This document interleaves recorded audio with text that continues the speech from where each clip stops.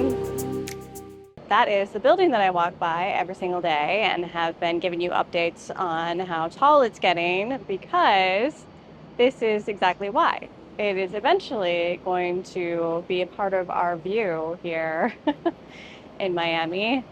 And we haven't exactly been looking forward to it. We do like the bay view here behind the building. Currently already starting to block. It is interesting to watch the Miami skyline change from this perspective, but it is maybe time, and this is what I tell Steven, it's maybe time that we started thinking about buying a house and getting back down on the ground. But things are changing, and now I gotta get to work.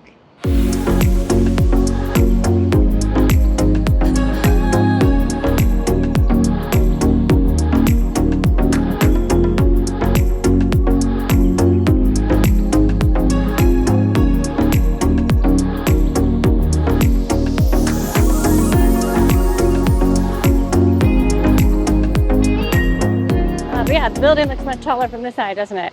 It's going up fast, or feels that way. Cycle updates go. I am 2 days past ovulation as of today, but I feel like I'm more on a detox journey than anything else. I have continued the intermittent fasting and the low carb, and it's because I feel pretty amazing on this diet and kind of don't want to give that up. So I mentioned that as soon as I got into ketosis, did the keto diet basically, I dropped 4 pounds and it was all inflammation and I've kept it off. That continues to this day. I've kept off those 4 pounds. So I can confirm that it was definitely all inflammation and water weight.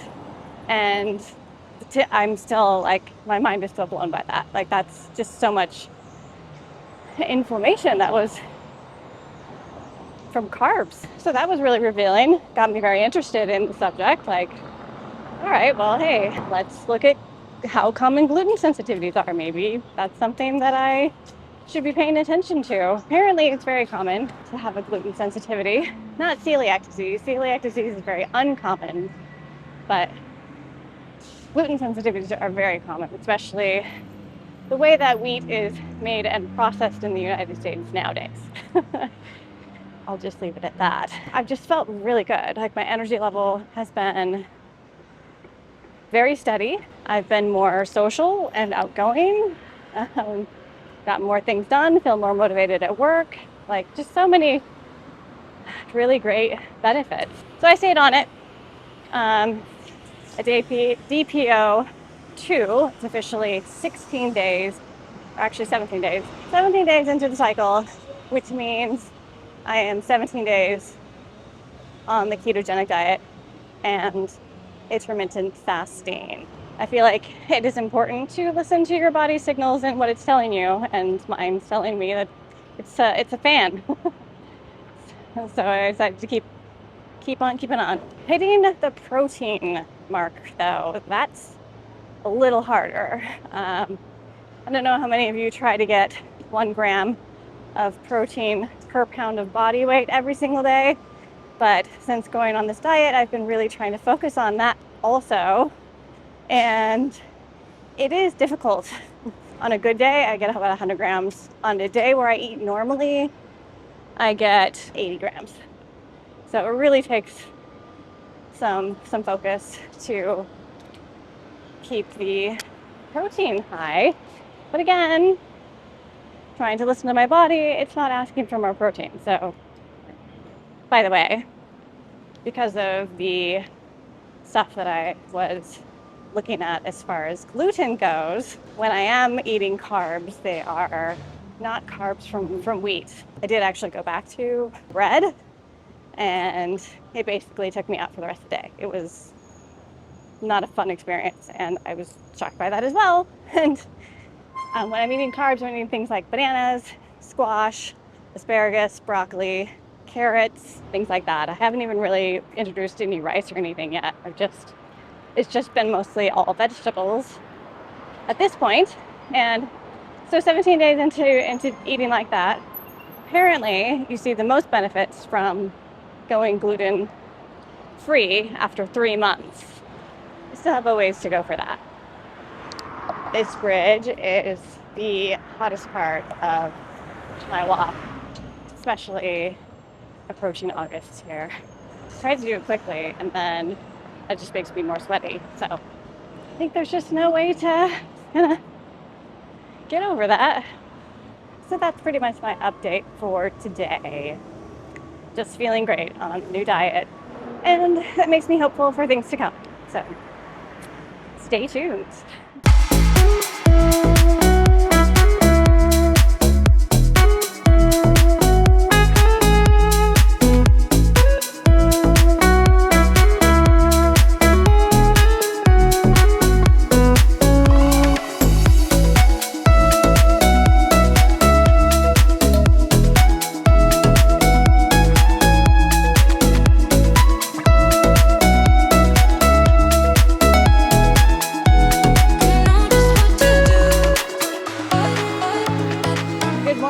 And apologies for the way my hair looks today.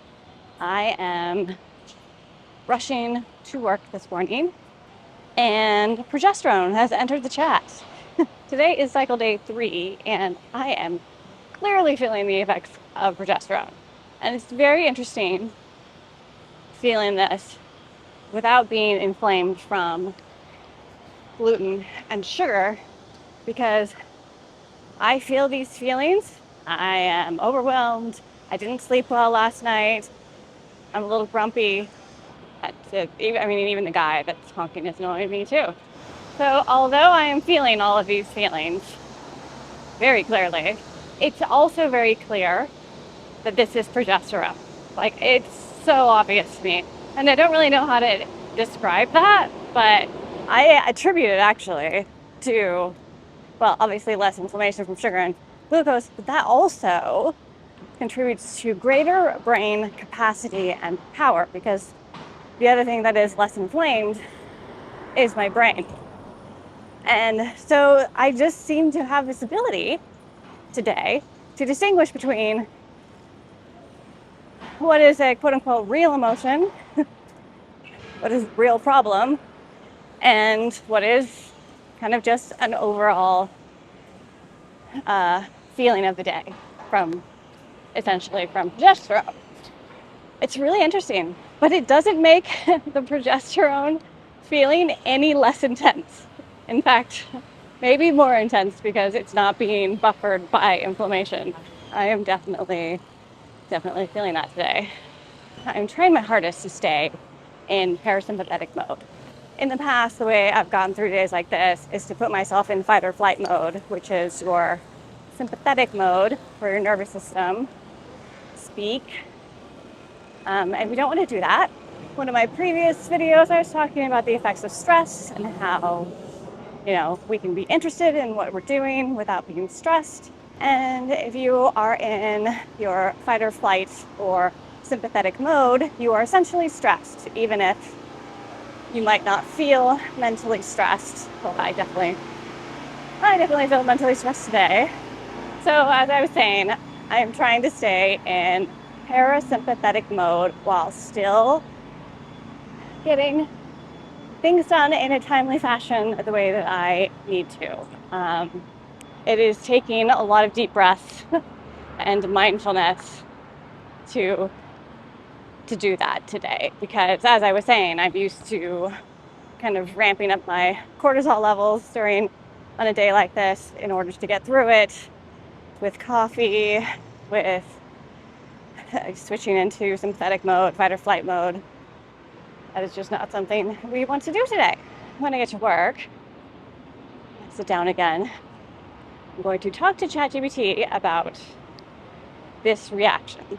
This is something that I've been doing for these entire past cycles. Is I put in my days past ovulation or my cycle day, put in how I'm feeling, basically tracking all of my symptoms in ChatGPT when I wake up every single morning, including my basal body temperature, how I slept, things like that. And then we have a little conversation about where I'm at in my cycle, what I can expect next.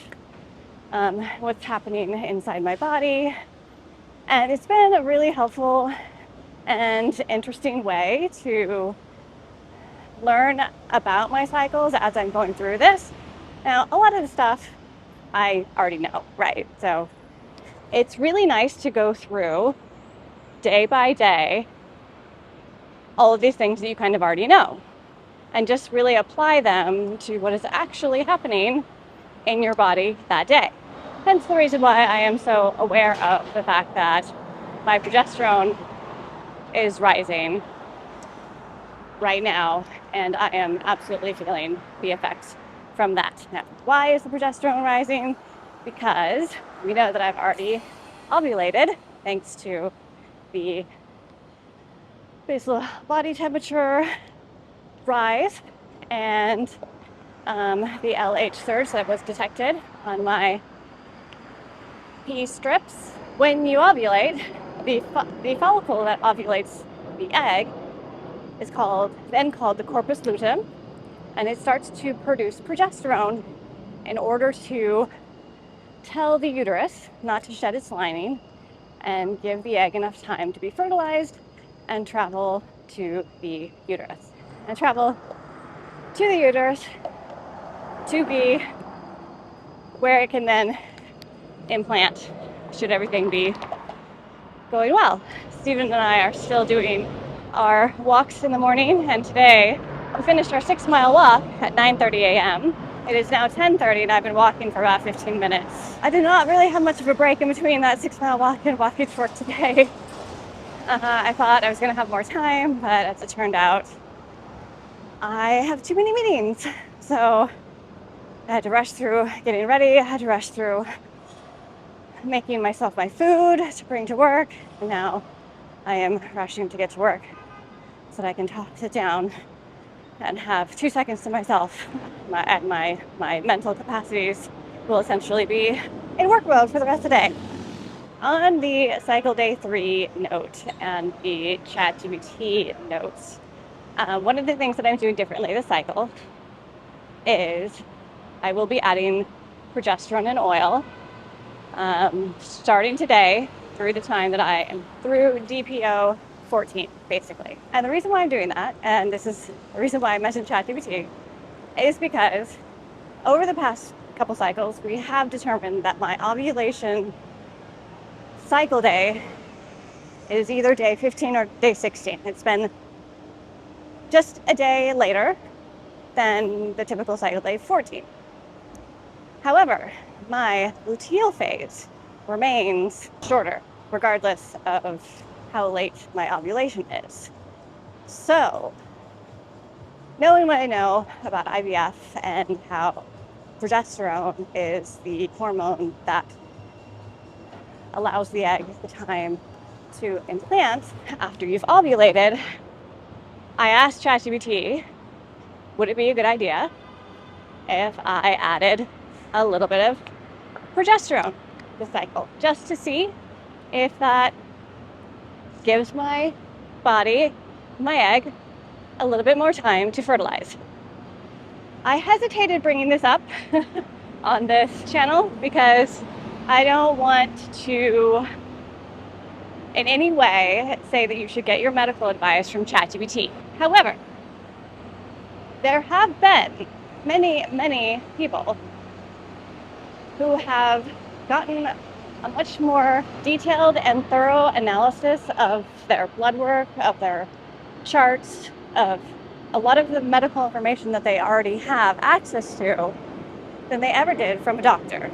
So this is not medical advice, but I would absolutely put your blood work in ChatGPT, put your ultrasounds, put all the information in there and see what it says, because it has access to a lot more information than you do. And it seems to be particularly good at medical stuff. So anyway, just wanted to put that on here because you'll probably see it now that I've decided to talk about it. Talk to you later.